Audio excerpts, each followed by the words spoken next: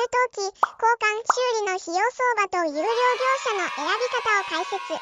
皆さん、毎日の生活に欠かせないガス給湯器がもし急にお湯が出なくなったらどうしますか？焦ってしまいますよね。今回はそんな時に役立つガス給湯器の交換修理の費用相場から信頼できる業者の選び方まで徹底的に解説します。できるだけ安く交換したい、いくらかかるのか知りたいという方はぜひ最後までご覧ください。